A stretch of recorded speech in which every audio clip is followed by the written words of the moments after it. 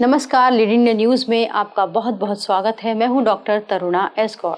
CJI Suryakant की एक टिप्पणी ने देश के दिल जंतर मंतर पर इतना बड़ा आंदोलन खड़ा कर दिया कि क्या सत्ता और क्या विपक्ष सब इससे प्रभावित हुए। ऐसे में सुप्रीम कोर्ट के जस्टिस उज्जवल भुइया ने एक और महत्वपूर्ण टिप्पणी कर दी है। जस्टिस उज्जवल भुइया ने कहा कि भारत में असहमति यानी डिसेंट के लिए अब जगह सिमट रही है। छोटी बड़ी बातों पर एफआईआर दर्ज हो रही है। विरोध प्रदर्शनों का अपराधीकरण नहीं होना चाहिए और अदालतों को व्यक्तिगत स्वतंत्रता की रक्षा में अधिक सक्रिय होना चाहिए। उन्होंने उदाहरण देते हुए कहा कि ऐसी गतिविधियों पर भी आपराधिक कार्रवाई देखी जा रही है जिन पर कोई स्पष्ट कानूनी प्रतिबंध नहीं है। अब इसके कानूनी और राजनीतिक मायने समझते हैं। ये टिप्पणी इतनी इम्पोर्टेंट क्यों है? हाल ही में सीजेआई की टिप्पणी पर व्यापक राजनीतिक विवाद और एक पैरोडी अभियान चला।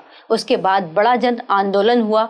आंदोलनकारियों पर दर्ज एफआईआर हटाने की मांग उठी और अब सर्वोच्च न्यायालय के एक वर्तमान न्यायाधीश सार्वजनिक मंच से ये कहते हैं कि विरोध प्रदर्शन और असहमति को आपराधिक मामलों में बदलने की ये जो प्रवृत्ति है वो चिंताजनक है।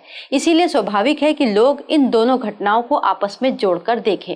लेकिन ये टिप्पणी आंदोलन पर कानूनी रूप से बिल्कुल भी नहीं की गई। इसमें न्यायमूर्ति भुइया ने किसी विशेष आंदोलन, किसी विशेष सरकार या किसी विशेष एफआईआर पर न्यायिक आदेश नहीं दिया है। ये एक सार्वजनिक व्याख्यान था जो कि उन्होंने एक यूनिवर्सिटी के कार्यक्रम में दिए थे। उन्होंने संवैधानिक मूल्यों पर अपने विचार रखे थे।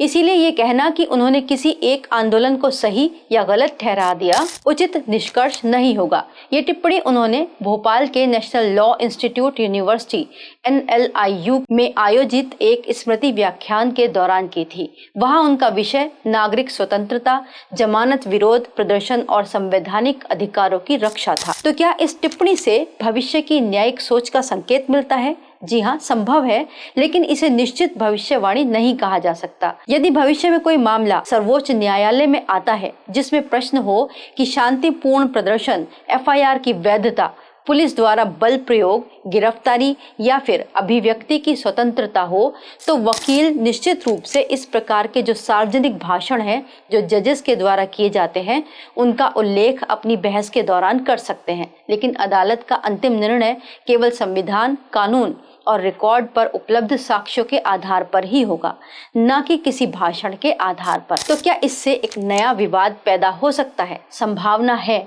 एक पक्ष इस टिप्पणी को नागरिक स्वतंत्रता की रक्षा के रूप में देखेगा, तो दूसरा पक्ष कह सकता है कि न्यायाधीशों को लंबित या फिर संभावित राजनीतिक विवादों पर सार्वजनिक टिप्पणी करने से बचना चाहिए।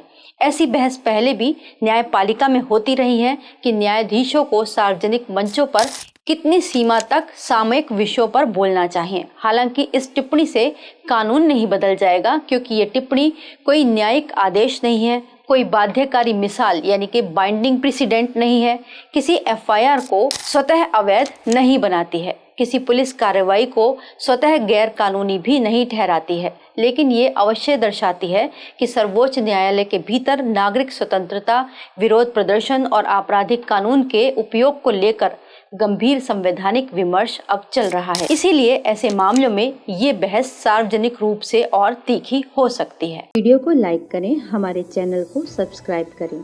हमारे वीडियो सबसे पहले देखने के लिए बेल आइकन प्रेस करना ना भूलें।